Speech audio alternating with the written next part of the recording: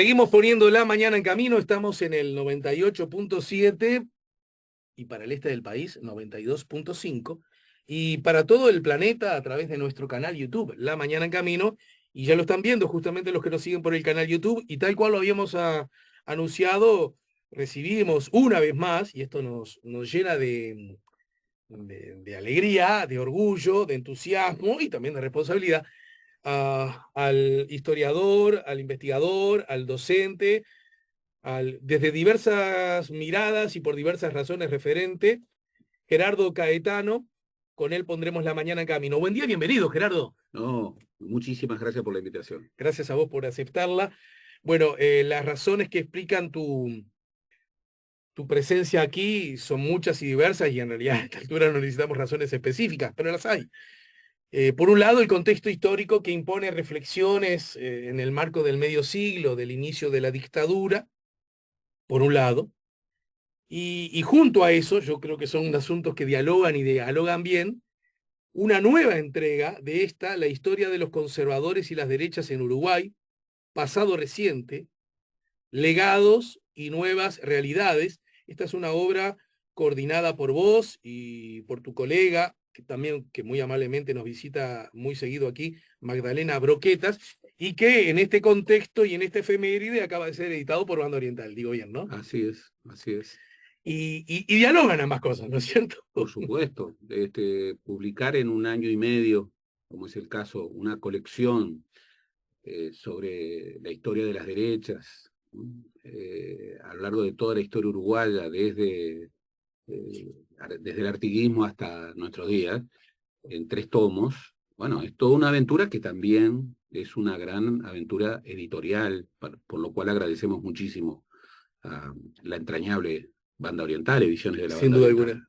Mira vos, Banda Oriental, que jugó un rol, hablando, ¿no? De todo lo que ha transcurrido en estas 5 décadas, que jugó un rol formidable de resistencia, juntándose para armar y publicar libros. Ya solo ese hecho, ¿no? Que ahora parece un tanto naif o traído de los pelos, pero de verdad que no lo fue, ¿no? Nunca agradeceremos poco, Exacto. o mucho, perdón, Lo nunca suficiente. agradeceremos mucho lo suficiente a Banda Oriental, que ya ahora más de 60 años, ¿no? Más de 60 años, 62, 63 años, que, bueno, apostando a lo mejor, ¿no? Como es la publicación del pensamiento, del conocimiento, de la historia, ha permanecido y sigue muy joven.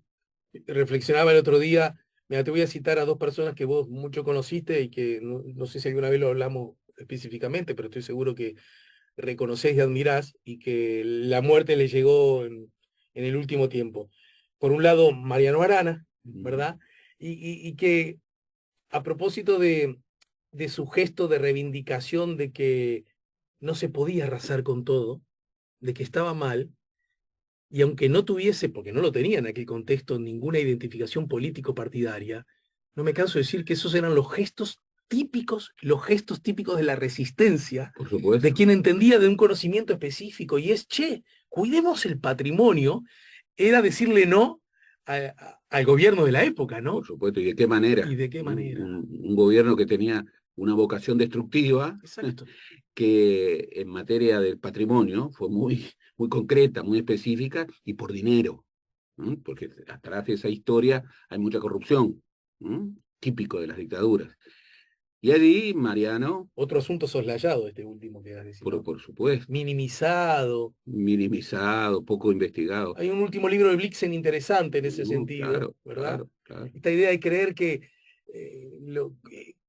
los militares ejerciendo el gobierno, además del terrorismo de Estado, que con eso alcanza y sobra, por supuesto. pero además como, no, pero lo que no se le puede decir es que no fueran ladrones. Sí, algunos seguramente no, pero muchos otros sí. Por supuesto, y de qué manera, de qué manera. Y en todas las dictaduras de la seguridad nacional en América Latina, ¿no? Lo fueron, terribles. A veces incluso incorporando el robo sistemático a las prácticas de terrorismo de Estado. En la enorme mayoría de los casos, cuando se producían los secuestros, se producían los robos más increíbles. Los relatos a propósito de las muchachas de Abril, bueno, son terribles. O sea, no solamente las acribillaron, sino que después robaron todo, se quisieron llevar la puerta, ¿m? De madera. O sea, esa historia de la corrupción, de la gran corrupción y de la corrupción molecular, es una historia que en parte se ha hecho, pero que hay tanto, tanto, tanto por investigar y por descubrir. Y me da la sensación que en algunas cosas todavía hay tantos evidentes retrasos que hace que eso se deje como para un segundo, tercero, cuarto orden, ¿no? En el análisis, cuando obviamente tenemos retrasos muy grandes, ¿verdad? Es absolutamente central. Te doy un ejemplo. Seguramente pocas dictaduras fueron más siniestras que la dictadura chilena de Pinochet. Así es. ¿Mm?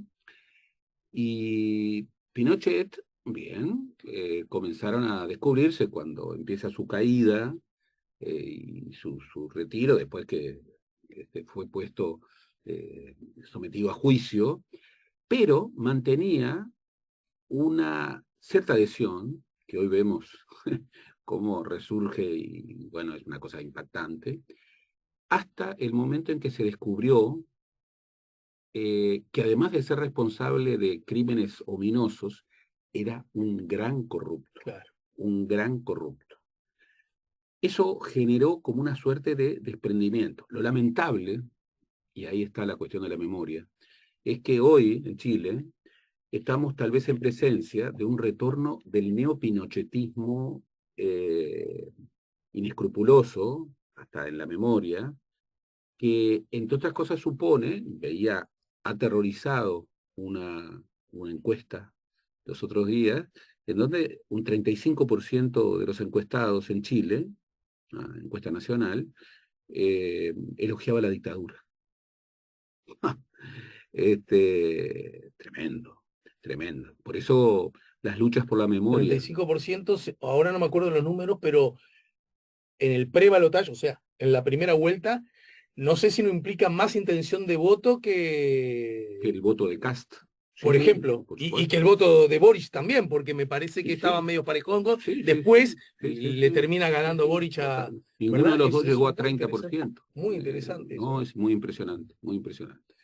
Y yo te decía que la otra evocación que quería hacer acá contigo a propósito del mismo título, Historia de los conservadores y las derechas en Uruguay, es algo que aquí muy frecuentemente, porque era columnista de este programa y además terminó siendo un amigo personal y un hermano de la vida, Mario Cayota. Mario, Ma- eh, Mario Cayota, a él no le gustaba nada que se dijera la izquierda, no, claro. en el entendido que desde la perspectiva histórica lo más justo era hablar de las Las izquierdas. izquierdas, del mismo modo que hay que hablar de Y las por eso, derechas. usando la expresión de las derechas que ustedes usan en el libro, porque no necesariamente estamos hablando ni de las mismas cosas, ni además ni siquiera de los mismos procesos de cambio que han sufrido Por conforme supuesto, ha pasado el tiempo, por ¿no? supuesto. Ese es el primer núcleo de la colección y de este último tomo. Eh, la historia de las derechas debe integrarse necesariamente en una perspectiva, valga la redundancia, histórica. ¿No? No hay definiciones esenciales que definan en clave ahistórica lo que es derecha o lo que es izquierda. Es un grave error. Siempre se supone que, bueno, que derecha es libertad y mercado, mientras que izquierda es igualdad y Estado, Ujú. y no es así. No es así. Izquierdas y derechas que nacieron como, digamos, marca de la identificación en la Asamblea Nacional Francesa después de la Revolución de quienes estaban a favor del antiguo régimen y quienes estaban en contra, y a favor de la Revolución. Bueno, a lo largo de la historia han ido cambiando de ejes y Claro, forman parte claro. de una clave relacional. Se es izquierda en relación a derecha, derechas, y se es derechas en relación a izquierdas. Es una clave relacional que por otra parte aterriza en contextos históricos muy específicos. Lo que hoy es, digamos, sintomático en Argentina, por ejemplo, no Ajá, necesariamente es sintomático en Uruguay, o naturalmente. en lo que es sintomático en Paraguay, no necesariamente marca la clave relacional en un país centroamericano. Entonces, es la historia de una clave relacional. Esta colección es una mirada distinta. ¿Por qué? Precisamente por eso, porque no es solamente la mirada de un núcleo, es la mirada de un conjunto de actores, de prácticas, de imaginarios, de ideas, que van cambiando con el tiempo, más allá de continuidades, que son plurales, no son todas iguales, no es un campo homogéneo, pero es un campo historiográfico muy potente en el mundo hoy, al que el Uruguay, como suele ocurrir, llegó tarde.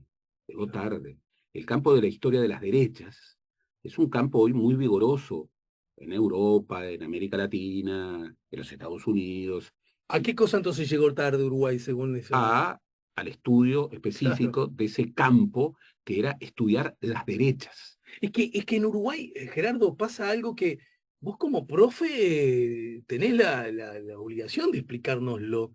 Yo siempre digo, a modo de chiste, en Uruguay nadie tiene un amigo rico y de derecha.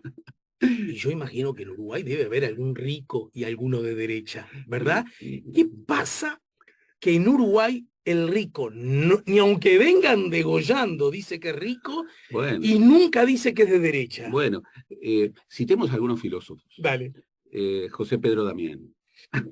riquitos. Riquitos, riquitos. O la otra respuesta maravillosa, yo no soy rico, tengo crédito. También. ¿Mm? Bien, esto tiene mucho que ver con un proceso histórico en donde durante mucho tiempo, habría que ver si hoy sigue, la mesocracia, es decir, la identificación con los centros, que también son plurales, los centros, las medianías, ¿m? Prevaleció en términos de identificación social. Los pobres decían, no, yo soy de clase media baja, Mm, y los ricos decían, no, yo soy de clase media alta. mm. Este, eh, y en términos de izquierda y derechas, bueno, ahí también jugó. Pero eso es más universal. Por lo general, las izquierdas tienen una vocación de identidad, de sentido de pertenencia, mucho mayor, entre otras cosas, por la asunción plena, necesaria, de su pluralidad. ¿Mm? Por eso tienen una adhesión muy específica, bueno, a la cuestión de las ideas, de identificar las ideas, de discernirlas, tienen ese campo polémico entre ellas, interno, que es casi inherente. Si hay dos personas que son de izquierda, hay tres posiciones por lo menos, respecto a casi todos los temas. Bien, pero eso es una cosa. Mientras que las derechas, por lo general, yo siempre digo, repitiendo a Quijano, que lo había tomado de un gran pensador francés, que cuando alguien niega que haya derechas o Ah, ahí izquierdas, está la pista. es de derecha, es de derecha. Sí, ¿Mm? claro. Porque, y también ese campo relacional no necesariamente niega el centro, los centros. Y no hay que confundir el centro político con el centro ideológico. Hay gente que era ideológicamente muy de izquierda, pero que sin embargo cultivaba el centro político. Demos ejemplos. A ver. Arismendi. ¿Quién podía dudar que Arismendi era comunista? Ujú. Sin embargo, Arismendi, bueno, era amigo personal de Julio María Sanguinetti y era un legislador que hablaba con todos. Y ojo, tenía una producción y una identificación política ideológica absolutamente neta. Sin embargo, tenía eso. Quijano, que era un látigo, un azote desde el semanario Marcha, sin embargo, era un hombre que podía tener en Marcha, podía tener vínculos y abría el semanario a voces muy distintas. En Marcha escribió Beck Villegas, Ramón Díaz, ¿eh? Eh, Milo Berqués y tantos otros, y tantos otros. ¿Eh? Este, cuando en el año 64 Marcha cumple 25 años, se dedicó a una cosa increíble que revela lo que era Marcha. ¿Año? 64. Marcha nace en el 39. En el 64 cumplía 25 años. ¿Qué hizo Marcha y Quijano? Armaron 5 suplementos maravillosos, realmente maravillosos, sobre cómo sería el Uruguay 25 años después. Imagínate lo que era eso. Imagínate lo que era eso. ¿Cómo sería en el 89? Entonces, por ejemplo, dedicó 5 números especiales, por ejemplo, uno era educación, otro era geopolítica, política exterior, otro era economía, otro era sociedad, bueno, los grandes temas del país. Pensar 25 años hacia adelante. Y ahí yo lo tengo encuadernado como un libro específico. Ahí escribían los que tenían algo para decir. Ujú. Por ejemplo, en economía, Ben Villegas, Ramón Díaz, obviamente Faropa, y obviamente también los economistas de izquierda, pero, pero esa apertura, que muchas veces está referida al centro político, es muy importante. Tomemos otro ejemplo, José Mujica. Sí. José Mujica, a los 88, 89 años, hoy se ubica en el centro político. Es el que habilita, el que permite, bueno, eso que es mágico, de que a la asunción de Lula, por iniciativa de José Mujica, bueno, Sí, en todo caso hay que recordar eso, ¿verdad? sí, Es un sí, dato de la realidad, ¿no? Porque, por supuesto, es una cosa muy importante, muy importante. Fueron el doctor Sanguinetti y el actual presidente de la calle Pou. No se sabe por qué no fue la calle Herrera, pero ahora este diálogo permanente, que sobre todo es específico entre Sanguinetti y Mujica, sí, con algún libro en el medio, con algún libro etcétera. en el medio, pero esta cuestión de encuentro difícil. Mirá que entre Mujica y la calle nunca hubo química, y no creo que haya química personal, pero, pero hay un sentido de responsabilidad que en un momento muy especial los ubica en el centro político. Lo cual Ujú. no quiere decir que borren sus ideas, ni que marquen, ni Pero, que no dejen de marcar sus matices. pero que debería ser exactamente lo contrario, Pero ¿no? por supuesto, Firmes en nuestras ideas, ocupamos el centro para hacer política. para hacer política que tiene que ver con, lo cual hay que referirlo, el centro político no necesariamente tiene que ver con el centro No, ideológico. no, no, no, No, está no entendido. necesita, yo abandono estas ideas y ahora me pongo, por ejemplo, Fernández Huidobro decía, el gran extremismo del Uruguay no es el extremismo de izquierda o el extremismo de derecha, es el extremo centrismo. Muy inteligente, como Claro, siempre, sí, toda una cosa. sí. Guido Manini Río, que obviamente se ubica en esta clave de configuración, y acá hay estudios, por ejemplo, ¿Cómo no? el artículo con Magdalena Broquetas es sobre Cabildo Abierto y sus orígenes, dice una cosa muy interesante. Él dice, va diciendo cosas muy, muy diversas con el tiempo, pero dice, si ser de izquierda es esto, soy de izquierda. Mm. Si ser de derecha es esto, soy de derecha. Lo que nunca he sido ni seré es de centro. ¿Qué está queriendo decir con eso? Y que lo dijo una vez y después dejó de decirlo, está definiendo como buen militar una lógica estratégica. Claro. En un momento en donde la convocatoria de centro no parece ser efectiva para captar electorados enojados, electorados polarizados. Este, uno ve quienes tratan de correr al electorado por derecha, bueno, y justamente abominan más al centro que a cualquier otra cosa. Milei no quiere que nadie le compita por las medidas más estrambóticas, antiestatales. En esta cancha juego yo, ¿no? En Es esta cancha esa. juega él. ¿Y por qué?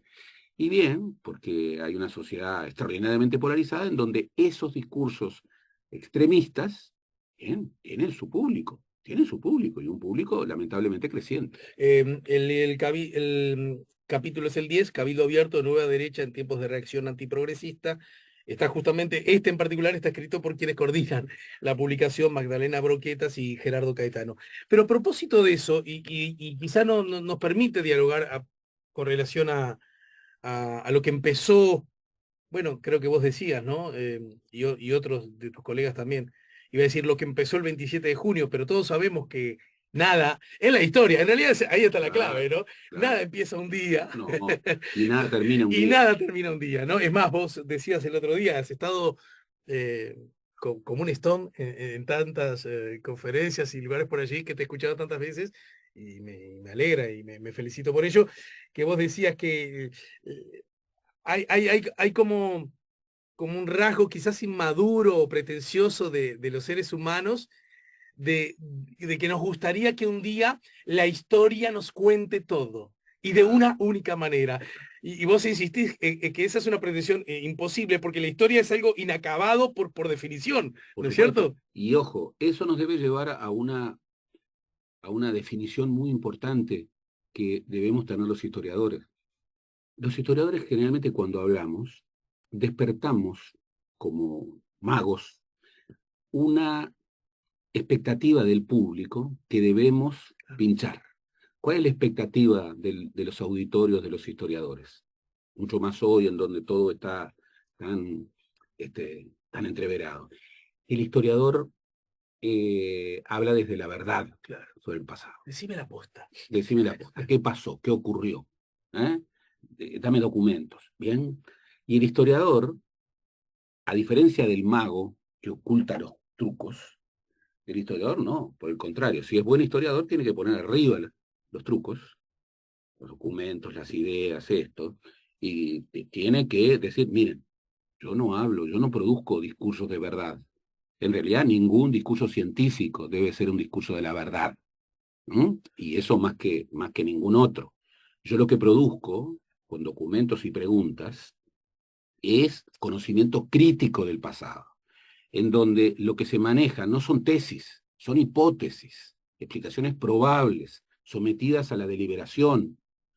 Y como decía un grande como Fernán Brodel, las hipótesis son como barcos, sirven para navegar, y su momento más significativo es el naufragio.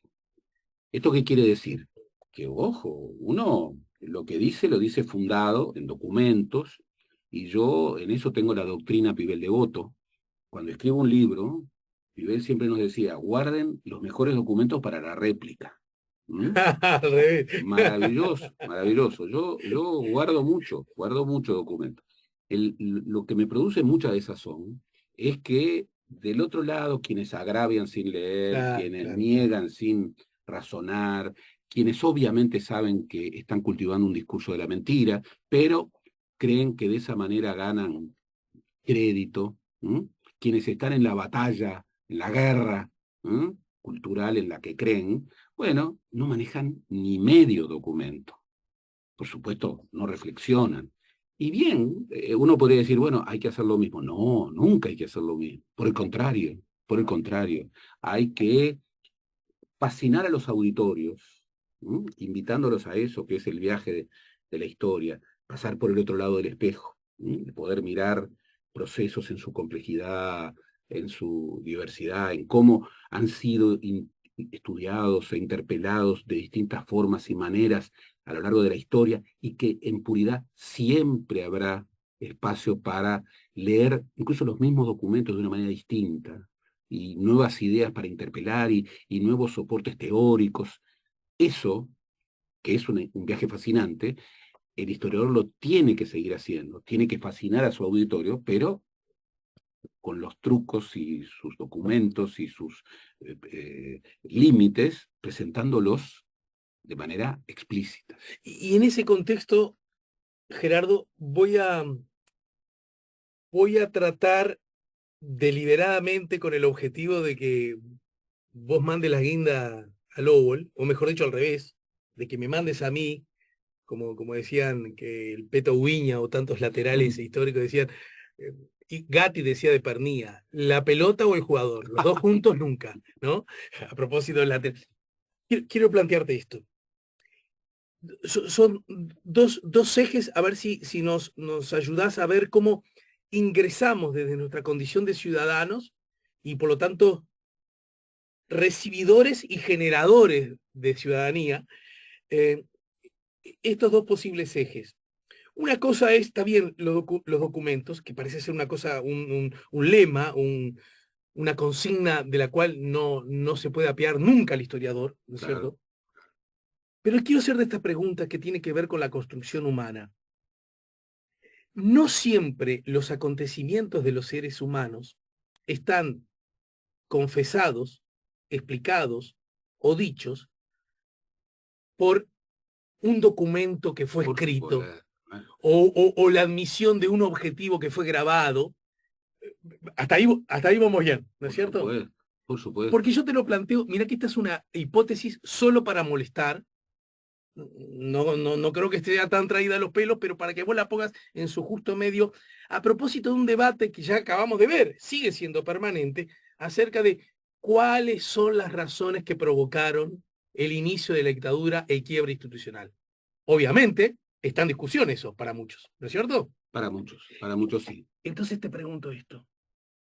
Yo he visto en el último tramo, aprovechando la efeméride, que el febrero amargo, un, un esfuerzo discursivo, de acción, de relato, muy subrayado por parte de muchos actores del sistema político y de algunos que no son del sistema político, pero que pretenden incidir en él, de subrayar una inmensa responsabilidad que tuvo, lo digo a grosso modo, la izquierda, en haberse dejado engatusar o engañar por los comunicados 4 y 7, ponele, estuvo el Boca Andrade hace relativamente poco acá, dijo, sí, ese fue un error y nos hacemos cargo, o sea, no está siendo, estoy hablando de un actor político, no está siendo, de otra generación, pero actor político del Partido Comunista al fin, no está siendo minimizado ni negado, ¿verdad? Como si esa hubiese sido la razón o el inicio del final. Eso por un lado. Y yo pienso, bueno, ponele que en aquellos años la tentación del nuevo orden mundial, del hombre nuevo, de la revolución a la vuelta de la esquina, de la desconfianza de las instituciones tal como se las conocía, pudiese generar una especie de legítima, en el contexto histórico, ambición de que se podía llegar a nuevos niveles de justicia eludiendo la democracia burguesa. ¿Ah? Lo tiro como hipótesis. Ponele. La otra, y te cierro para... ¿Qué pasa? Que pasó todo eso. En el Uruguay se torturaba antes del quiebre institucional, que en el 68 la policía mató a 3 estudiantes, solo en un año, a 3 estudiantes, que en el 72 mataron a 8 comunistas. Acá vemos un video donde un policía, lo que está mal, se le va la mano con el palo y nos ponemos todos como, ¿qué pasó acá? Llamamos al ministro, ¿no? ¿Qué pasó? ¿Por qué el sistema político no dijo, paremos? ¿Por qué incluso después de lo que Vasconcellos dice en febrero, valiente y oportuno según mi mirada, sus compañeros, no hablo de la CNT, sus compañeros dicen, no, pará, así no podemos seguir. Ah, no, pará. ¿Qué pasa? Y tiro, ¿no será que de alguna manera el arranque de la dictadura podía servir a cierta mirada? Y si de paso nos sacamos de encima a estos que tanto molestan, a esta irrupción nueva en el sistema político, a estas miradas que no representan el verdadero y sentir nacional, y de paso hay un efecto de limpieza que nos viene bien por el 76 en las elecciones, vamos los de siempre. Tiro esas dos hipótesis bien antagónicas para explicar por derecha o por izquierda qué fue lo que pasó. Eso no sé si está escrito en algún documento, pero tenemos el derecho a suponerlo. Primero, la cuestión de los documentos. Como ha dicho Juan Carlos Onetti, que no era historiador, por cierto, no le gustaba mucho la historia, pero tiene frases que son maravillosas para enseñar el oficio del historiador. No hay peor mentira que decir la verdad, toda la verdad, todos los documentos, agregaríamos, sin el alma de los hechos. Eso es tal cual, eso es tal cual. Tú puedes tener todos los documentos. Hipótesis absurda, nunca se tienen todos los documentos. Incluso quien tiene todos los documentos está, volviendo a Borges, casi que con la tentación de Funes el Memorioso, contar un día en 24 horas, lo cual es absolutamente inútil. Porque para conocer hay que seleccionar. Esto es así. Y el historiador siempre tiene que seleccionar con criterios, con apertura, con transparencia, pero seleccionar, porque si no termina en Funes el Memorioso. El mapa no es el territorio. Esa es la primera lección a cualquier científico social. Lo segundo, somos muchas cosas. Yo además de historiador soy ciudadano, y no reniego de ello, todo lo contrario, todo lo contrario. Nuestro oficio no es nuestro destino, como decía León Felipe. no hay otro oficio ni destino que aquel que hace al hombre o a la mujer más persona. Bien, no hay que confundir qué somos lo que hacemos, ¿m? Con toda la Siempre, pasión. siempre te cito con eso. Uruguay es una cosa rara donde decís, ¿qué sos? ¿Herrero de obra o historiador? No, vos de eso trabajás. Por supuesto, Vos sos muchas otras cosas, ¿no? lo mismo que vos qué sos. Gente amplista, blanco, colorado. No, no, no. Ya, yo soy, antes que nada soy una persona, me gusta tal cosa, me gusta. Y en realidad soy muchas cosas al mismo tiempo. Muchas cosas. Bien. Y algunas contradictorias, ¿no? Y algunas Sí, contradictorias, por supuesto, claro. como la vida. Como la vida. ¿No? Este, la teoría de los dos demonios y cómo se explica. Bueno, en primer lugar hay que descifrar las claves de la política. La política siempre ha sido, pero hoy más que nunca tal vez, relato. ¿Ah? Relato. Y muchas veces el historiador tiene como imperativo del oficio, bueno, presentar la verdad cruda. Como yo ya te dije, nosotros no podemos manejar un discurso de la verdad, porque nada, no hay verdad. Ahora, no hay una única verdad, por supuesto, pero hay una única historia. Entonces tenemos que, y eso es un poco lo que el historiador debe hacer siempre, recuperar la dignidad de los hechos. ¿No? La dignidad de los hechos, con su alma, pero la dignidad de los hechos.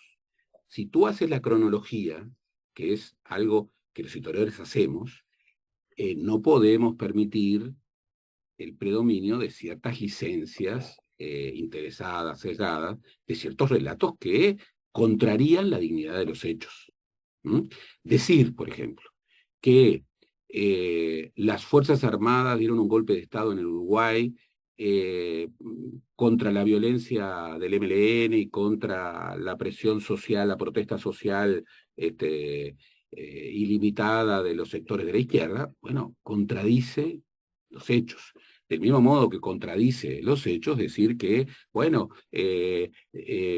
la violencia ejercida por los tupamaros y ciertas confusiones que primaron en el movimiento sindical no favorecieron, no es que explicaron, no favorecieron la crisis política. Del mismo modo que hay que decir, esto espero que venga por estos meses, cuando venga te voy a decir, Sí, a comienzos de este año, en febrero, bueno, eh, eh,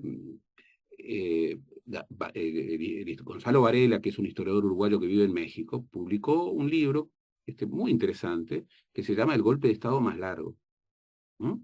En donde lo que hace es una reconstrucción muy concreta, muy específica, paso a paso, desde febrero hasta junio, incluso tomando antecedentes, por supuesto. Y ahí se prueba negro sobre blanco, con documentación, otro chivo. La Biblioteca del Poder Legislativo acaba de hacer algo maravilloso, que es poner a disponibilidad plena todo lo que se publicó en el año 1973. Entonces ahí no hay relato, ahí, como ha ocurrido, bueno, un actor político 50 años después no puede corregir lo que dijo claro. en el año 73. ¿Mm? Eso es trampa, eso es trampa. Bien. Vos decís que por ahí no va entonces la probable explicación, por lo menos como única. No, pero ojo, pero reivindico la dignidad de los hechos. En el año 1965, más concretamente el 25 de agosto de 1965, se fundaba la Logia Tenientes de Artillería, que fue el núcleo golpista dentro del ejército. Quien fundó esa logia, en donde había gente como, bueno, Esteban Cristi, lo subía, Balestrino, Vicente Queirolo, gente que ocuparía, bueno, no solamente el generalato, sino lugares centrales del núcleo golpista, ya entonces proyectaban la idea de un golpe de Estado. Incluso muchos de ellos, no todos, pero muchos de ellos, por ejemplo, claramente eh, Palestrino y Agarrondo, tenían ideas extremistas, eran fascistas, Ujú. eran filonazis. Agarrando que a propósito, para que los más jóvenes recuerden, fue candidato a la presidencia en las Bueno, elecciones del bueno, año muy 71, ¿no? impresionante. Óscar Mario Agarrondo fue el candidato de la Alianza Herrerista minoritaria en esa elección por el lema Partido Nacional. Claro. Y luego abandona la vida política en el 72, preside el centro militar y va a ser uno de los mentores de la dictadura. Cuando muere en el año 77, hay un funeral de Estado con todos los generales de la dictadura en el peor momento del terrorismo de Estado. 77. 77 llevándolo. Fue un hecho impresionante. Bueno, Aguerrondo fundaba la Logia Tenientes de Artigas en 1965. O sea, había un golpismo militar que, por otra parte, no nacía en ese momento, era la expresión de un proceso largo. El golpismo anidaba en ciertos nidos militaristas, de ideas extremistas, ya prácticamente desde el primer vallismo. Siempre fueron antivallistas fervorosos. Con Valle Ordóñez en su segunda presidencia tuvo el famoso complot Dubra. Dubra luego fue riverista, era un hombre de ideas filofascistas, fue ministro de Defensa en 1930, bueno, lo fue todo. Bien. Pero también tuvimos intentonas golpistas en los 40 y en los 50, y además era un ejército imbuido, por eso es tan importante ver el marco internacional, imbuido de, bueno, el clima de la Guerra Fría en la segunda posguerra, que llevó a los Estados Unidos a proyectar en toda América Latina, pero fundamentalmente en los ejércitos y en las policías de Latinoamérica, la doctrina de la seguridad nacional. Bueno, el 31 de marzo de 1964, fíjate la secuencia, en Brasil se producía el primer golpe de Estado de nuevo cuño, que era un golpe de Estado que afirmaba, nada menos que en Brasil, la doctrina de la seguridad nacional, estableciendo un modelo de desarrollo. ¿Vos me querés decir que los tenientes de Artigas nacen sin necesidad de Tupamaros? Por supuesto, pero por supuesto. Para dialogar con los hechos. Se sabe que el MLN en su configuración más conocida comenzó a desplegarse, eran decenas, pocas decenas, menos de 50, en el año 63. Pero hasta diciembre del 66, en donde en un intento frustrado de un robo absurdo, loco, a Funza, se produce el primer muerto tupamaro, que es Flores, de apellido Flores. A partir de allí es que las investigaciones policiales que tenían sospechas de que había ciertos robos y había ciertas acciones que no eran de delincuentes comunes. Aquello del comisario Otero que empezó, el comisario Otero ya venía diciendo, bueno, esto es distinto, esto no es una cosa más, no es una banda más, esto es una cosa política. Bueno, ¿cuándo de alguna manera esto queda de manifiesto? Bueno, en el año 66, en diciembre del año 66. La primera prisión de José Mujica es una prisión que Mujica pasa sin que se advierta su condición de integrante de un movimiento político que había optado por la vía armada. Pasa como que su intento de robo a un banco era un delincuente común. ¿Esto qué quiere decir? Que había golpismo antes del MLN, que el golpismo tenía raíces largas, que había violentismos de derecha que venían de atrás. Magdalena Broquetas, en su libro La trama autoritaria, que es un libro clave, revela la existencia de una derecha antiliberal, antisemita, filofascista, insurreccional, violenta. Y violenta, claro. Violenta, claro. Que ya en los finales de los 50 y comienzos de los 60, está en muchas asociaciones y desarrolla actos violentos, algunos de los cuales, por ejemplo, terminaron, el ataque a una central del Partido Comunista en el año 62 termina con un niño que era el hijo de quienes cuidaban el comité, asesinado por una bala.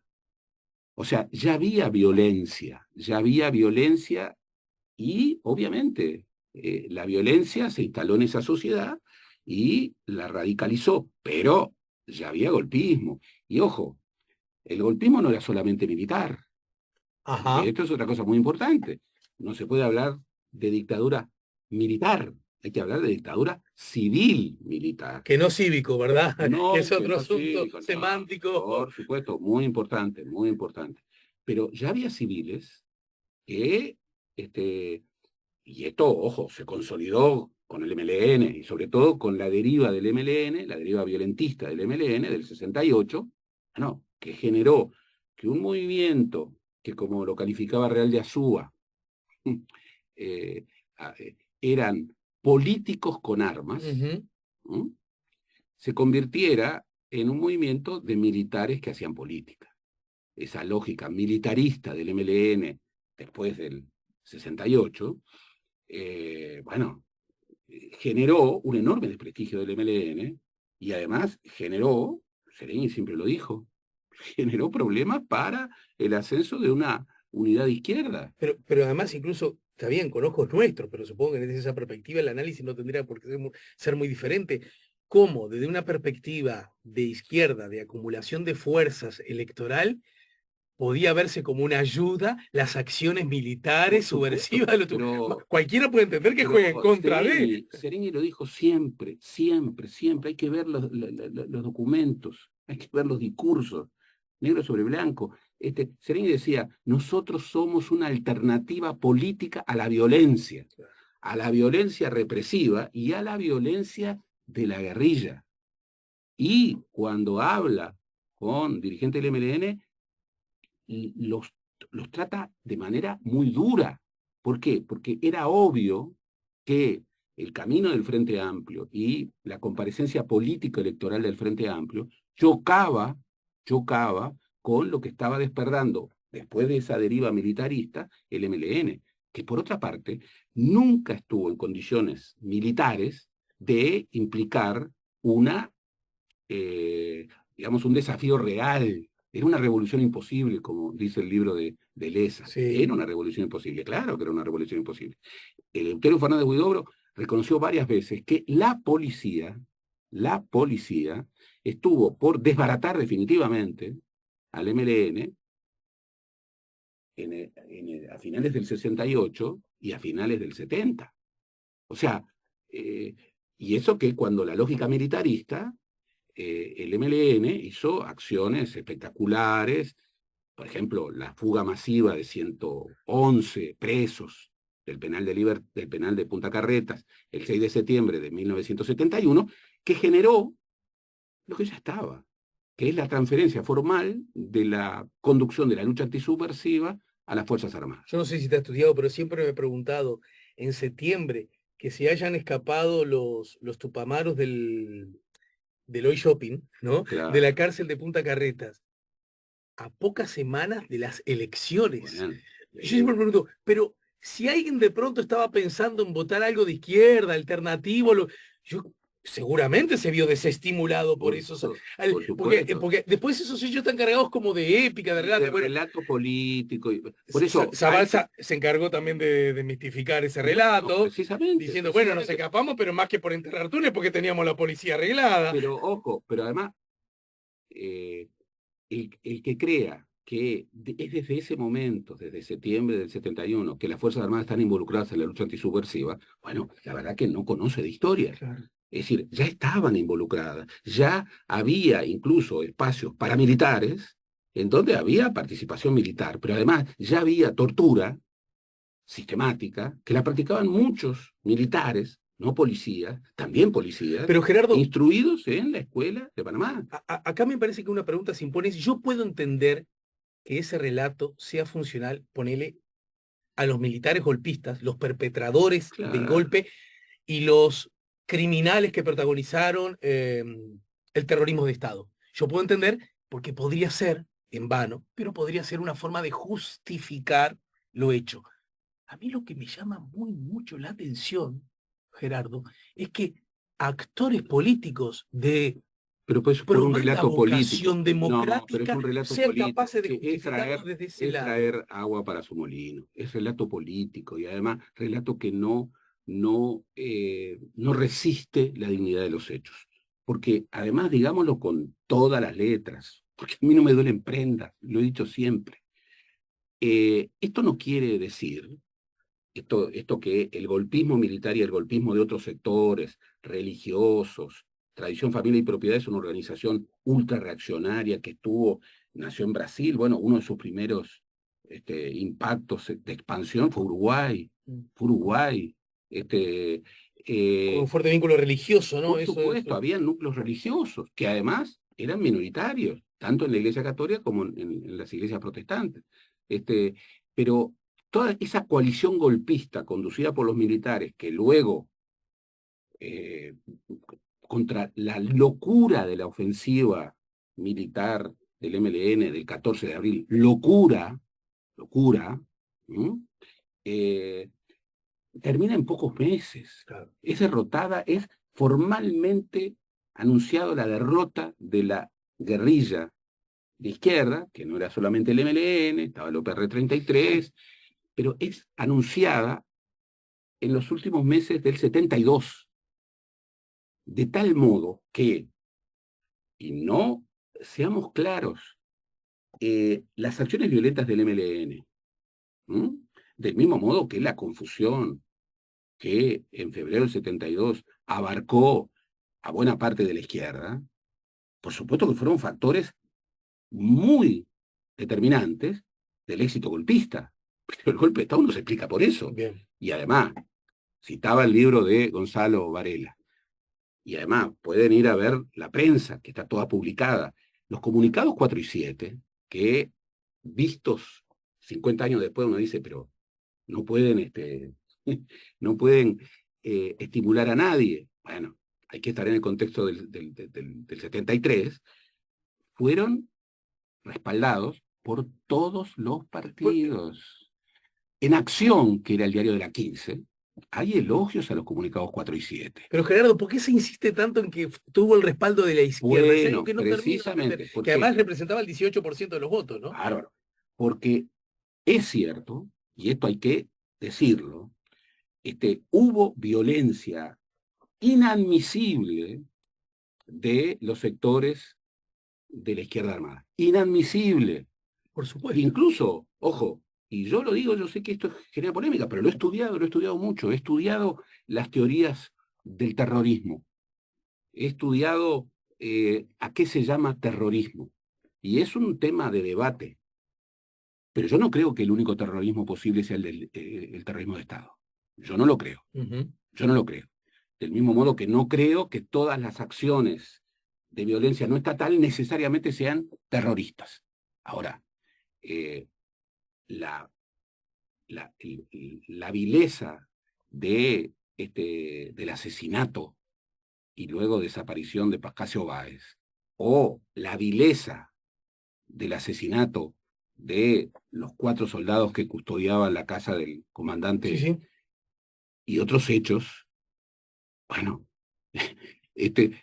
no solamente son repudiables, sino que hay que ver e interpelarlos como eventuales hechos de terrorismo. ¿Por qué?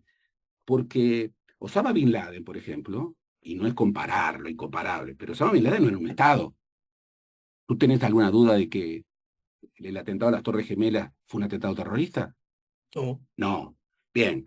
Imagínate lo que O alguna de las cosas que la ETA hizo en su momento. Imagínate lo que en el marco del plan Tatú, que era el plan de llevar la guerrilla urbana al interior del país, imagínate lo que podía llegar a sentir un peón que caminaba a los campos después de la emergencia del asesinato de Pascasio Báez, que lo único que había hecho, no estaban involucrados en el conflicto, era, bueno, descubrir una tatucera.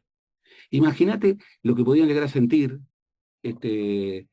militares, cabos, soldados que estaban... bueno, terrible. ¿Eso justifica el terrorismo de Estado? No, porque el terrorismo de Estado es el peor terrorismo. Lo hace el Estado que tiene que salvaguardar a los ciudadanos. Es la locura de un Estado que no solamente no cumple su función, sino que se vuelve contra su función. Es el ametrallamiento de las muchachas de Abril, que en abril del 74, totalmente desprotegidas, fueron ametralladas. Y es Viste que la... se insiste últimamente, incluso por actores políticos, Bueno, ya no por los, reinsisto, ya no por los perpetradores del crimen. eran Oye, no, guerrilleras. hubo bala de eh, los dos Eran lados. guerrilleras. Tenían Sí, dos revólveres. Ojo, eh, con todas las garantías del debido proceso, la justicia actuó en primera instancia. El Tribunal de Apelaciones, con nueva documentación, entre ellos fotos no vistas, ratificó la sentencia de primera instancia. La Corte Interamericana de Derechos Humanos, que es extraordinariamente cuidadosa en el señalamiento de las responsabilidades, consolida esa sentencia. Yo pido, a ver, quien dice que sospecha de que fue un enfrentamiento equiparable, que muestren pruebas.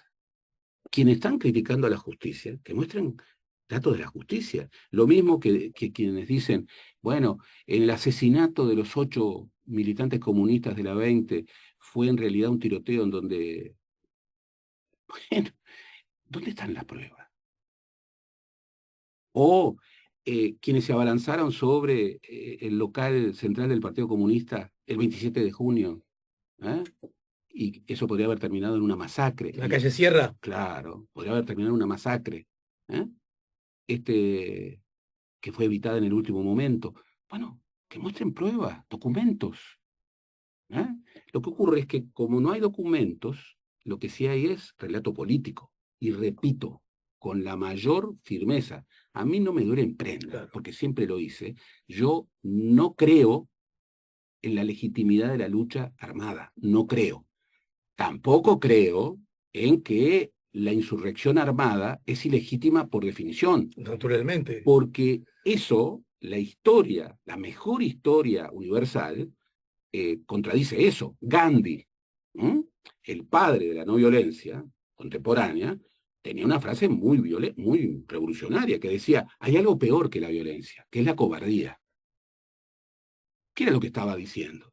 Estaba legitimando lo que está, bueno, en las declaraciones de derechos humanos a nivel internacional, lo que está en los padres de la democracia norteamericana, en Jefferson, lo que está, digamos, en los grandes textos de la democracia occidental, que es que ante la tiranía y ante la dictadura, la legitimidad de la insurrección armada es plena, es plena. Lo que ocurre es que una cosa es violencia armada contra una dictadura en donde no hay otros espacios, y otra cosa es un violentismo ciego que termina con actos tan aberrantes como los que te cité, y podría citar otros. La definición de terrorismo es una definición en donde es muy importante el objetivo, causar terror. El MLN no quería causar terror, pero tampoco quería anticipar un golpe de Estado, seamos claros. De acuerdo a la teoría foquista entonces en boga, el MLN quería, bueno, tomar el poder, tomar el poder.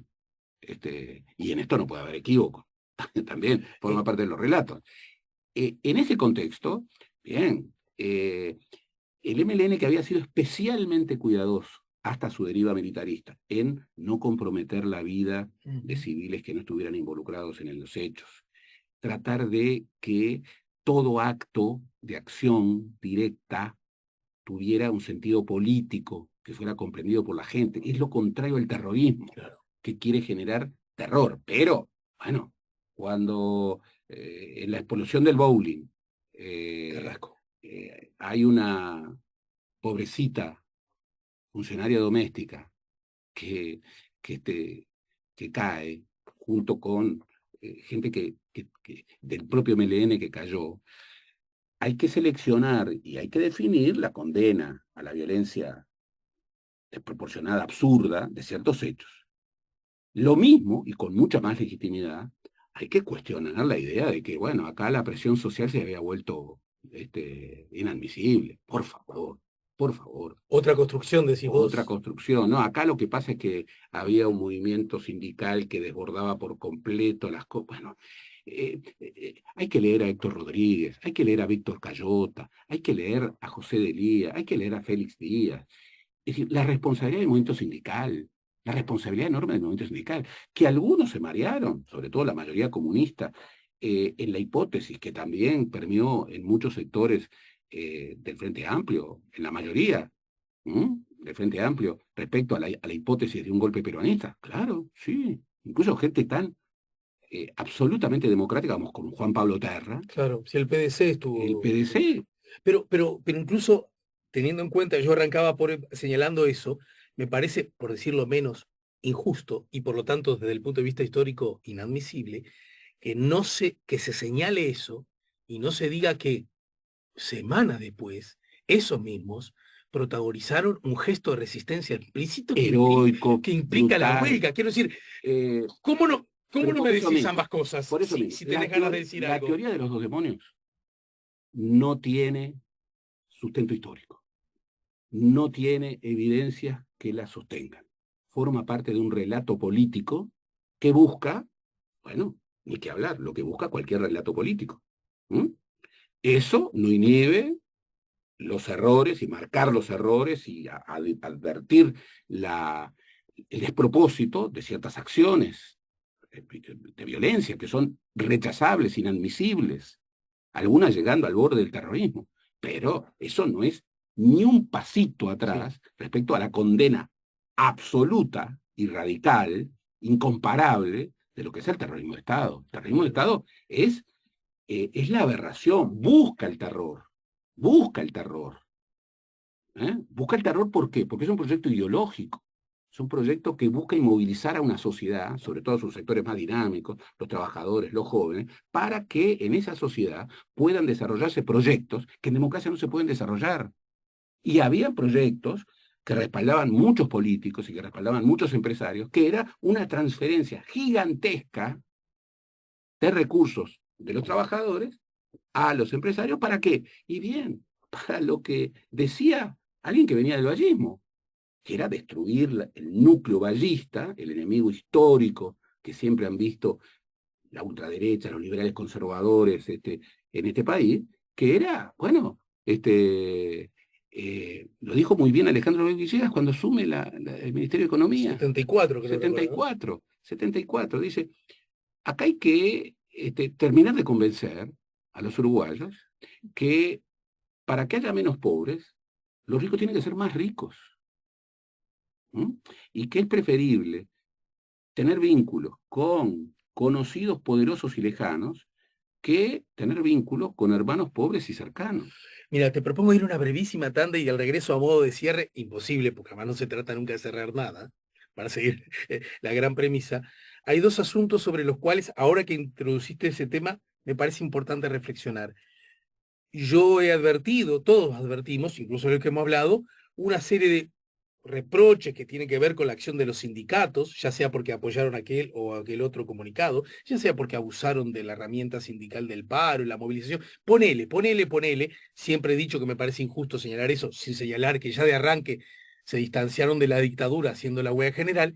Pero a mí lo que me llama poderosamente la razón, y veo que ocurrió allá en aquel tiempo, y sigue ocurriendo hoy día, que ante los acontecimientos del país no nos preguntemos, no digamos, no sepamos, ¿y los empresarios Bueno, qué y ahí hicieron ante? permitime, antes del corte, en síntesis, la teoría de los dos demonios no resiste la dignidad de los hechos.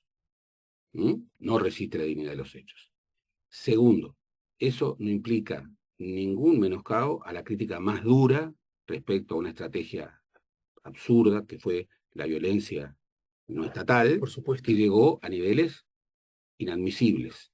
Tercero, el terrorismo de Estado y el golpe de Estado que lo habilitó fue fruto de una coalición en donde no solamente había militares, había empresarios, había dirigentes políticos, había intelectuales, había gente que venía de las iglesias. Y cuarto, eh, es incomparable, absolutamente incomparable, el abismo del terrorismo de Estado y de lo que implica que el Estado se vuelva el enemigo de los ciudadanos durante más de 12 años, con los niveles de violencia a los que llegó, 197 detenidos desaparecidos, más de 120 asesinatos políticos, entre 9.000 y 10.000 presos políticos, que es la relación más grande de presos políticos por población de todas las dictaduras de América Latina, 380.000 exiliados, 60% de pérdida del salario real entre el 73 y el 85.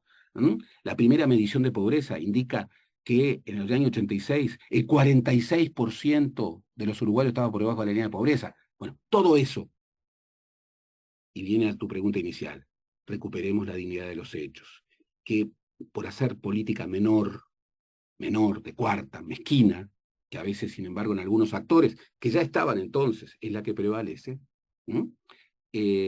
armemos relatos que incluso cambian lo que muchos de esos actores decían 50 años atrás, para, bueno, ganar en esa pugna menor del agravio, del rechazo del otro, de las versiones negacionistas. Retomemos la mejor versión de muchos mensajes y discursos que hubo este 27 de junio. La vía del agravio, la vía de la negación de la dignidad de los hechos, la vía de construir relatos negacionistas que alteran la historia, la vía digamos, de denigrar al otro y de convertirlo en enemigo cuando simplemente es adversario. No caigamos nuevamente en eso.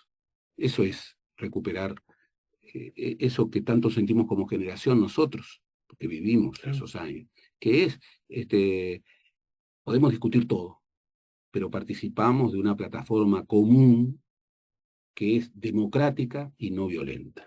Luego de esa pausa venimos con ese tema que te planteé y para darle cierto cierre, para terminar entre comillas, y luego, ¿qué hemos aprendido? Y uso deliberadamente la primera persona del plural, todos, la comunidad, esto que formamos entre todos y en permanente construcción, ¿en qué cosas somos un poco mejores, un poco más sabios, un poco... y cuáles son todavía las grandes asignaturas pendientes? ¿Está? Estamos conversando con Gerardo Caetano, estamos poniendo La Mañana en Camino. Lo hacemos a través del 98.7 FM Diamante, 92.5 FM Cielo de Punta del Este. También a través de nuestro canal YouTube, La Mañana en Camino. 17 temporadas. Nos importan las ideas. Aquí estamos con Gerardo Caetano, aquí estamos poniendo La Mañana en Camino, acá estamos en el 98.7, 92.5 también para el este, y a través de nuestro canal YouTube La Mañana en Camino. Yo te planteaba, Gerardo, volver y darle una especie de cierre a esta charla, preciosa charla. Muchas gracias, muchas gracias, querido. Muchas gracias. Yo tengo quizás una vocación un tanto ingenua, porque soy un tanto, ya que citabas dirigentes de fútbol, a mí me sale el Cataldi que todos tenemos dentro. Por supuesto. Biológicamente optimista, ¿verdad? Porque además soy de los que digo, y ahí creo que me asiste la razón histórica, nací en el 65, vos un poquito antes, ¿no? Un poquitito. 2 o 3 meses, creo. Exacto. Y yo nací en el 65, y yo no me canso de decir entre los que nacimos ahí, che, ninguno de nosotros podemos decir que todo tiempo pasado fue mejor. Ninguno. Porque todo lo que le pasó al país y por ende a nosotros adentro han sido malas noticias. Desde la recuperación democrática para acá, yo soy de los que cree que en líneas generales venimos en ascenso en cuanto al cúmulo de buenas noticias, aún con asignaturas pendientes. Ya vamos a ir a eso. Pero antes, ¿por qué nunca sabemos qué hicieron? ¿Por qué nunca está en debate qué hicieron los industriales, los exportadores, los importadores, los terratenientes, la asociación rural, es decir, otros actores, porque sabemos mucho que han hecho los trabajadores organizados? Y bueno, ¿te acordás cuando decíamos, en Uruguay se ha estudiado muchísimo la pobreza, pero muy poco la riqueza? Claro. Se han estudiado mucho los pobres, pero poco los ricos. Se ha estudiado mucho a los sindicatos, pero poco a los empresarios y a sus organizaciones. Por supuesto, es hora de empezar a estudiar y empezar a hacer la historia. ¿Y esa historia qué es lo que va a establecer? Bueno, no todos fueron golpistas. Claro. No todos fueron golpistas. Yo siempre recuerdo un empresario que fue ministro de Trabajo durante Pacheco Areco, que después fue vicepresidente de Bordaberry, que sin embargo fue un demócrata cabal en las horas difíciles. Y estoy hablando de Jorge Zapelli, ¿no? Que merece bien de la República. Era un hombre este, que tenía una pequeña empresa, no era tan grande, pero y hubo varios empresarios, incluso con ideas muy fuertemente liberales, que el 27 de junio renunciaron. Renunció Alberto Bención, renunció Ricardo Servino, que eran el núcleo de la UPP de entonces. ¿Mm? Bien, ahora, hubo una red empresarial estaba asociada con intelectuales neoliberales que convinieron de manera muy pragmática. Bueno, nosotros somos liberales, pero si para construir la libertad económica, que nunca ha podido construirse en este país, hay que sacrificar la libertad política, estamos dispuestos a hacerlo. Mm. Y eso lo llevó a aplaudir como un cambio histórico, bueno, la asunción de Bel Villegas en el 74, que podía haber respaldado. Beviche, que había estado vinculado a la 15, A la 15, era un ¿no? hombre de la 15. De Hombre de Jorge la Valle, 15, digamos, por ¿no? supuesto, y además era un hombre muy vinculado a los organismos financieros internacionales. Fueron los mismos que en el 78, y tampoco hay que olvidarse, respaldaron el cambio de forma del ajuste estructural. Porque la idea era el ajuste estructural. La lógica de Bell, inicialmente en el 74, era un Estado que intervenía para reestructurar la economía a los efectos de transferir el liderazgo económico, social, de acumulación a los sectores empresariales. Bien, eso era la asunción de que había que hacer intervencionismo hasta para que el Estado se replegara. Claro, claro. Porque los empresarios, si no, bueno, como siempre, son muy empresarios para las cosas que no quieren hacer o que no quieren, pero son muy poco empresarios para asumir, bueno, los costos de ser empresario. Que es una deliciosa paradoja, ¿no? El Estado interviniendo para que... Los empresarios, bueno, pero eso, Real de Azúa decía, la clase dominante uruguaya es dominante pero no es dirigente. Claro. Y en el movimiento sindical siempre se ha dicho, los empresarios uruguayos son más patrones que empresarios. Y sí, y es así. Cuando han tenido gobiernos que les ofrecen el tomar el liderazgo con medidas, por ejemplo, el herrero ruralismo a comienzo del 59, cuando asume el gobierno después de décadas de vallismo, apela a eso, no encuentra respuesta. Ahora, la dictadura era el momento, para muchos era el momento ideal, sin sindicatos, sin opinión pública, con terrorismo de Estado, con terror, con un control autoritario de la sociedad, con disciplinamiento, con presos. Bueno, había que moverse ahí. No había paros, no había... Esto que muchos dicen, bueno, la vida ideal. Claro. No, nada de eso había, nada de eso había. Bien, en el 78, cuando cambia el ajuste estructural y pasa a la modalidad de plaza financiera, la tablita, bueno, hubo aplauso de todos, incluso de las gremiales agropecuarias, que luego, bueno, cuando se bajan ¿no? El modelo terminó en el fracaso que terminó, con la quiebra de la tablita en noviembre del año 82, pocos días antes de las elecciones internas para los partidos habilitados, bueno, ahí sí se fueron a las cuchillas.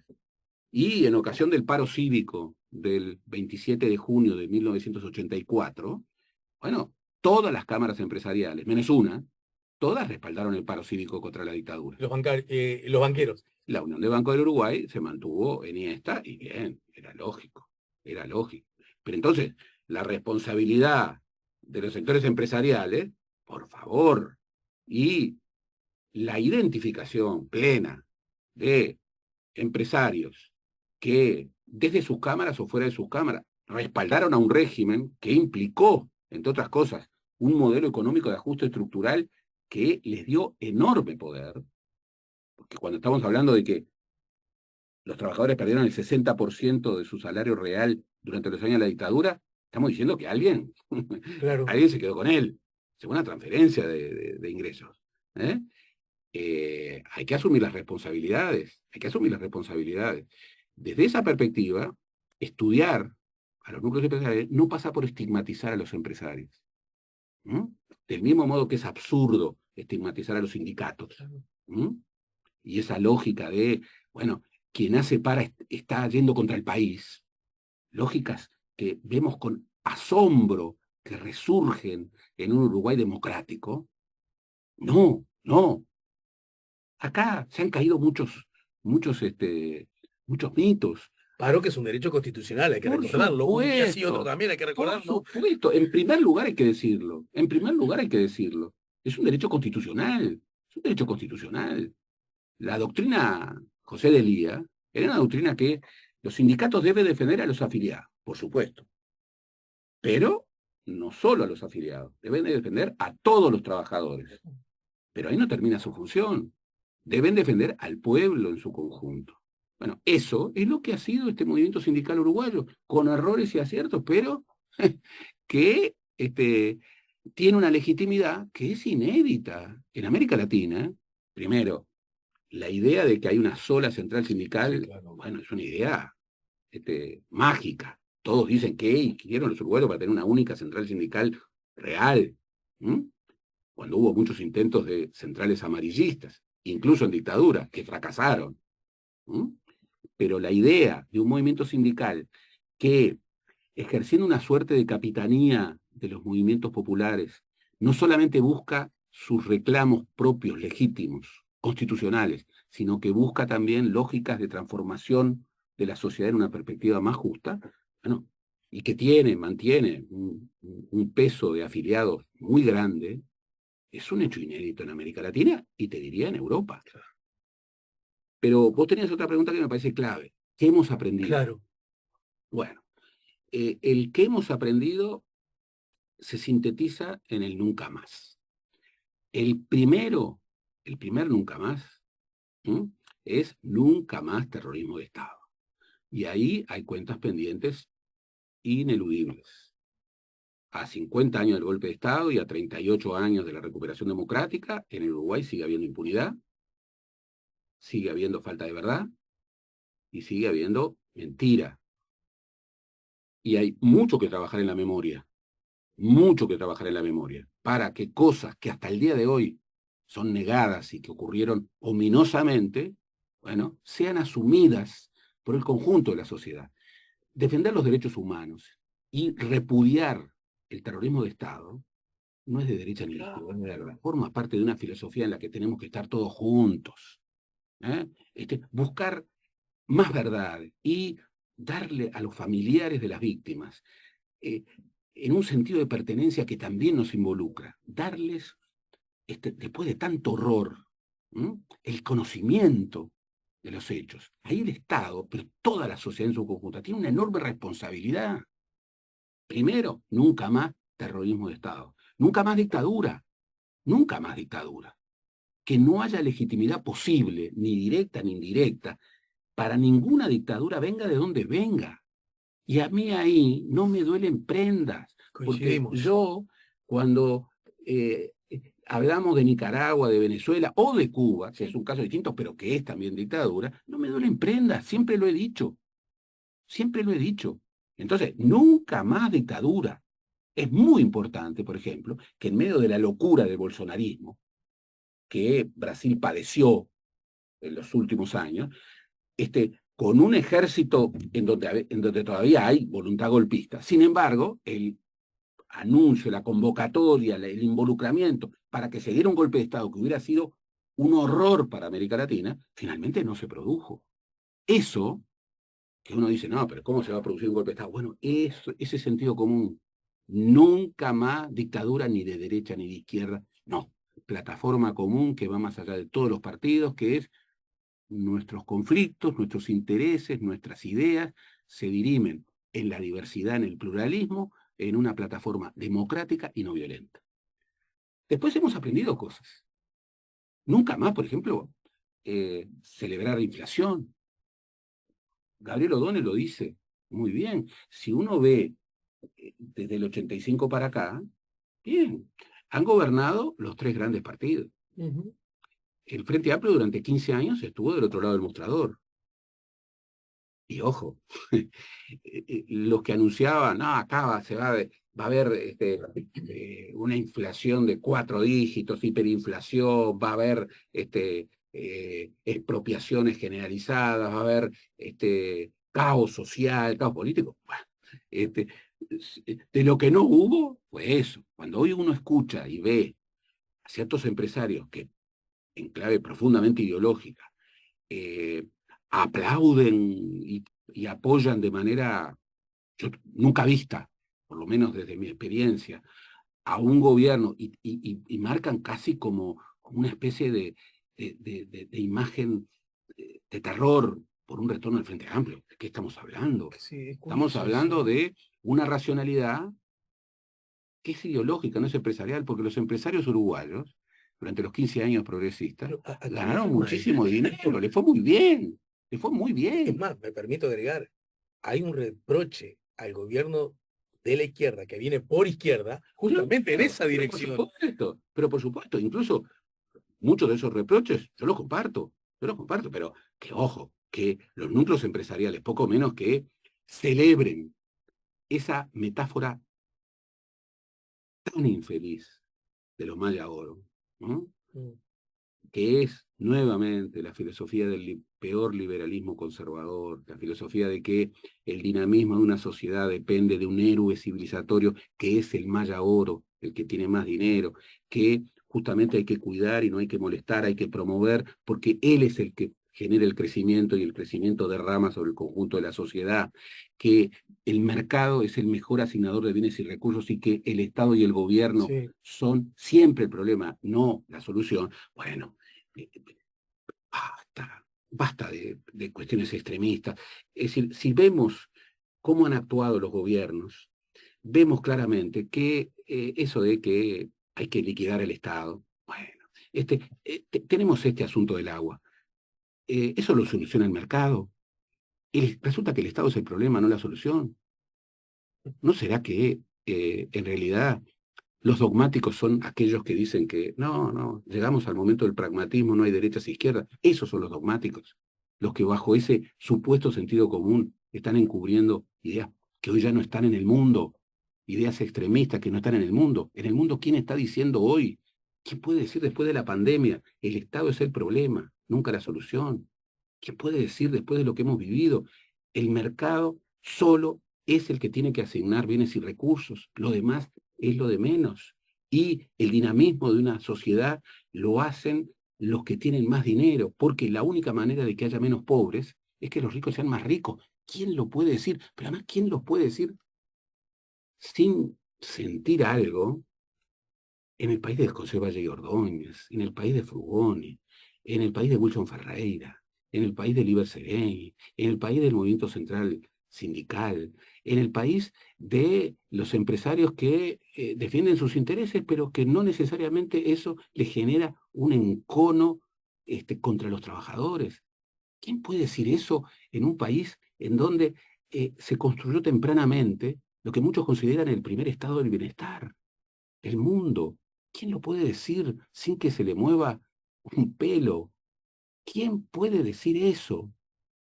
Yo cuando veo, con tristeza, ¿eh? Cuando veo eh, que en el Partido Colorado, contra lo que opina la juventud del Partido Colorado, en la que sigo teniendo mucha esperanza, comentaba eso mismo con Juan Raúl días atrás. bárbaro, este, eh, no hubo votos para algo tan sencillo, que no involucra a nadie más que a esa persona. Yo cuando hablo a nombre propio de una persona, libero a los hijos, a los nietos, a los bisnietos, porque cada uno, Como corresponde. cada uno es hijo de sus actos, Ujú. no de los de su padre o de los de su abuelo, para bien y para mal. ¿Eh? Pero no encontraron respaldo en la Convención Colorada para una declaración de repudio a Juan María Bordaberry, alguien totalmente ajeno a la tradición colorada, alguien que estaba en las antípodas, no solo del vallismo, sino de la tradición colorada, ¿m? Una figura exótica que, asumiendo la responsabilidad histórica, que hace unos años la asumió valientemente Ope Pasquet, diciendo, bueno, el Partido Colorado debe reconocer que llevó a la presidencia de la República a Juan María Bordaberry. Se lo cobraron muy mucho dentro del Pero partido, por ¿no? supuesto, Mientras ta- Jorge Valle dijo que era un estúpido. sí. por decir la verdad, simplemente por decir la verdad. ¿El Partido Colorado gana haciendo eso? ¿Gana?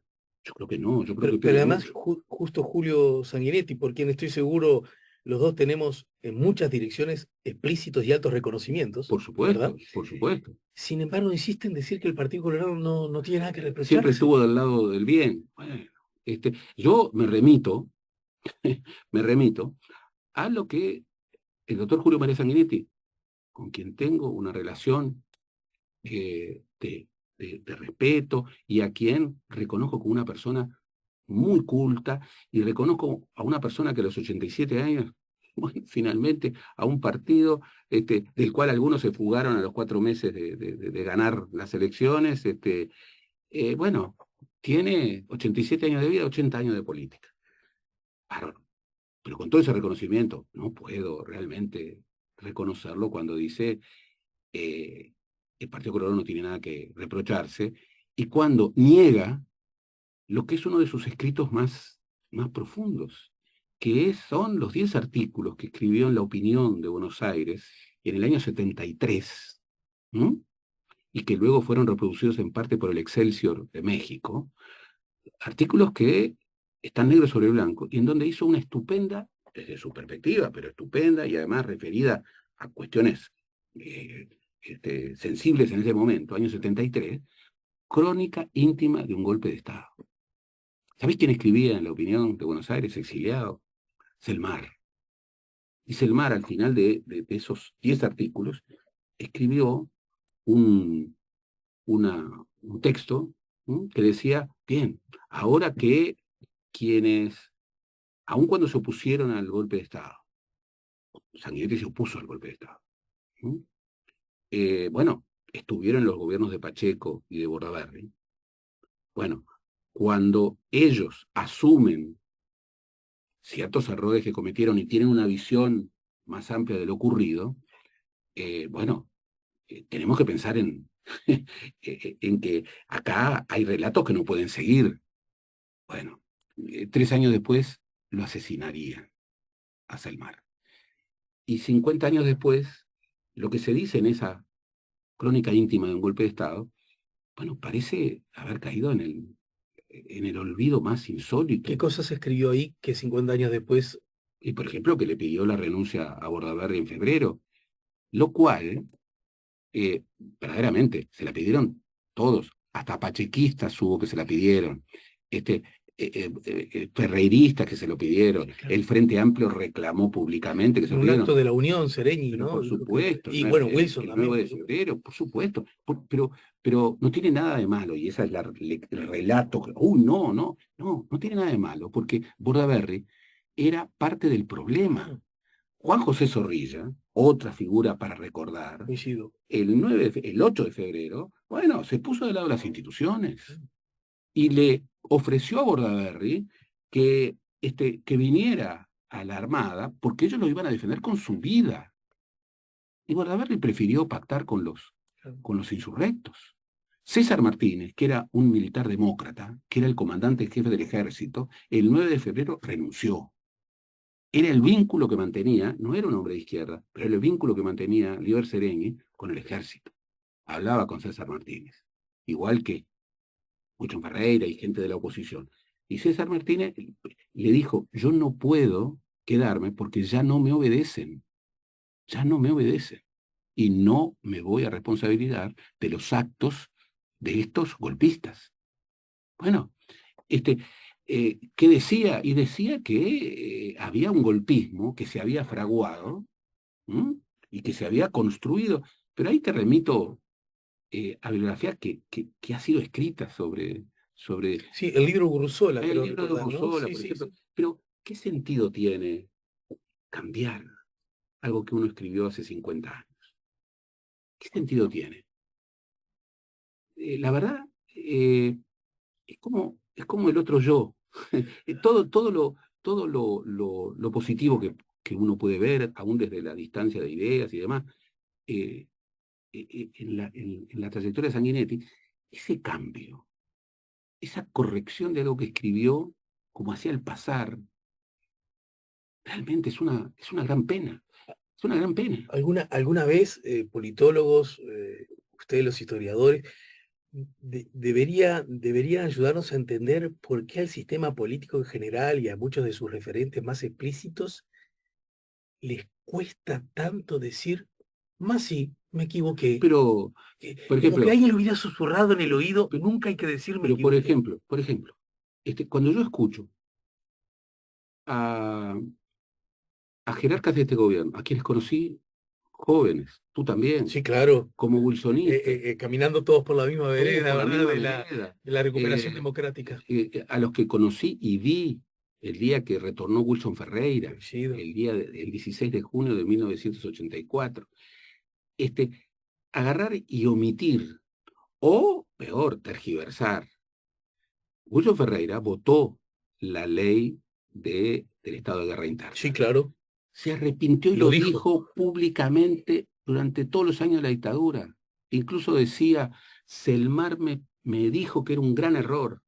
Y como siempre, Selmar Michelini tenía razón. Juan Raúl lo vive diciendo en este programa, en este Bárbaro. micrófono. Bueno, bárbaro, eran gigantes. Yo no voy a pedir, pero lo que sí puedo pedir es que no actúen contra la memoria de esa figura que parece haber desaparecido como referencia dentro del Partido Nacional, Porque si no traicionás la dignidad de los hechos. porque si no traicionás la dignidad de los hechos. Y bien, no todo es relato. En política no vale todo. Incluso para aquellos que se metieron a hacer política. Yo, como tú bien sabes, me han ofrecido el oro y el moro. No es lo mío. No es lo mío, no me gusta. Claro, yo analizo la política, pero no la ejerzo, ¿no? Bien, pero alguien que la ejerce, alguien que tiene ese noble oficio de hacer política, bueno, recuperar en serio las tradiciones que portan, más allá del objetivo mezquino de la coyuntura chica, recuperar la dignidad de los hechos, hacer lo que se dice y decir lo que se piensa, ¿no? Eh, y no entrar en esta guerrita en donde hago esto para que este problema que domina la agenda no esté y entonces la gente hable de esto otro y estos yesman que rodean al presidente y le dicen sí a todo y que ni siquiera supieron decirle, mira, cambiar el águila de Rafa Espí en una paloma es algo horrible, es algo horrible, no tiene sustento Al cultural, otro día, además de la ceremonia a la que no a, asististe, a la ¿no? que no asististe. ¿Quiénes le aconsejaron al presidente no asistir, como era el imperativo de su cargo? Él es el comandante supremo de las Fuerzas Armadas. Tenían que ir los comandantes. Cuando la sentencia del caso Hellman, tuvo que ir Mujica, y fueron los comandantes en jefe de las tres armas. En ocasión no estuvo el presidente que estaba en Uruguay Claro. y que no negoció con familiares que le dio todas las oportunidades para hacer ese acto con él. Y tuvimos que escuchar de la vicepresidenta, que no es la comandante, eh, la solicitud, por favor, que aquellos que tengan conocimiento lo den. Cuando en definitiva, en democracia, quien manda es el poder civil, también a las Fuerzas Armadas. Y ese sentido común democrático, básico, ¿m? Parece que fuera revolucionario cuando es nada menos, ¿m? Y nada más que cumplir con la Constitución. Quien manda es el que elige el pueblo. Y el mandato ahora lo tiene el presidente Lacalle Pou, como antes lo tuvieron distintos ciudadanos. Entonces, yo creo que hemos aprendido en muchos ámbitos. Yo creo que somos una sociedad mejor que en el 85. ¿M? Pero lo que me preocupa es esta guerrita. ¿M? Lo que me preocupa es la presencia de actores que están dispuestos a cualquier cosa, incluso a generar ese discurso eh, nefasto de ellos y nosotros, como lo vemos a diario, que aquellos que contradiciendo lo que ayer escuchamos, ayer no, Sí, sí, cuando en el marco este, de los homenajes y que conmemoraciones va. no había que generar los agravios, que no había que hacer política con agravios, que no había que establecer amigos y enemigos, que la lógica de una democracia es adversarios, ¿eh? Y que hay que reconocer a los otros, no hay que extremar nuestros propios derechos, sino que hay que pensar en el derecho de los otros, ¿eh? Y hay que sentirse responsable por los que más sufren, y que hay que incorporar que en el ideal democrático la desigualdad es un factor de calidad democrática y que no podemos culpabilizar a quienes protestan para conseguir más pan y a quienes la pasan mal y que eso también es democracia. Bueno, lo que me preocupa es que hay muchos que solapadamente, pero practican todo lo contrario, día a día. Ahora, no entremos en la confusión, ¿eh? Quienes están contra esa manera de concebir la política como una guerra, en donde hay solo amigos y enemigos, y en donde la eliminación del enemigo es el único objetivo, es el norte, bueno, estemos donde estemos, contribuyamos a otro estilo de convivencia. Yo creo que la gran mayoría de los uruguayos, desde distintos lugares, participan de esa idea. Lo que ocurre es que hay algunos con mucha capacidad de, de influencia, de gravitación, que están en otra, lamentablemente. Bueno, mi querido, muchas gracias. Muchas gracias, Gerardo, muchas gracias. No, gracias a ti. Gracias a ti por tu programa de siempre. Historia de los conservadores y las derechas en Uruguay, pasado reciente, legados y nuevas realidades. Sus coordinadores, Magdalena Broquetas, Gerardo Caetano, este último nos ayudó, ya lo creo, a poner la mañana en camino.